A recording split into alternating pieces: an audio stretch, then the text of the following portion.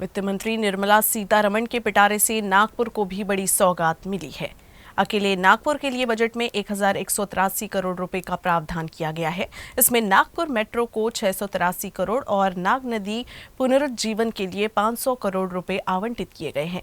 इस बात की जानकारी मंगलवार को राज्य के उप मुख्यमंत्री देवेंद्र फडणवीस ने दी है। मुंबई में पत्रकारों से बात करते हुए राज्य के उप मुख्यमंत्री देवेंद्र फडणवीस ने वित्त बजट को संतुलित बजट करार दिया है। उन्होंने कहा कि बजट में हर सेक्टर को ध्यान में रखकर कई अहम घोषणाएं की गई हैं, जिसका आने वाले समय में देश विकास को गति मिलेगी।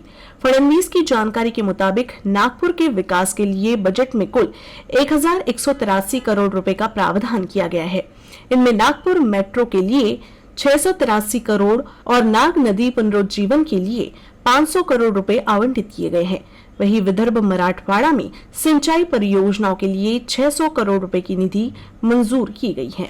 विदर्भ मराठवाड्यातल्या दुष्काळग्रस्त भागातील सिंचन प्रकल्पांना 600 कोटी, महाराष्ट्र ग्रामीण रस्ते सुधार योजना 400 कोटी, समावेशक कामासाठी इकॉनॉमिक क्लस्टर 466 कोटी, क्लायमेट रेझिलियंट ऍग्रीकल्चर 598 कोटी, महाराष्ट्र ऍग्री बिझनेस जो आपला प्रोजेक्ट आहे त्याला केंद्राचा हिस्सा 150 कोटी, MUTP 3 जो मुंबई करता महत्वाचा प्रकल्प आहे 908 कोटी, मुंबई मेट्रो याच्याकरता 1087 कोटी, दिल्ली मुंबई कॉरिडॉर 499 कोटी, MMR ग्रीन अर्बन मोबिलिटी 150 कोटी, नागपूर मेट्रो 683 कोटी, नाग नदी सुधार प्रकल्प 500 कोटी, पुणे मेट्रो 814 कोटी, मुळामुठा 690 कोटी।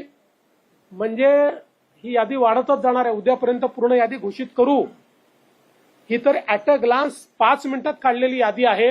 फाईन प्रिंट यायच्या आधी जेवढे डॉक्युमेंट हातात आले, मला असं वाटतं की विनाकारण नरेटिव्ह तयार करण्याचा जो प्रयत्न होतो, महाराष्ट्राला काही मिळालं नाही हे तुमच्या समोर आहे।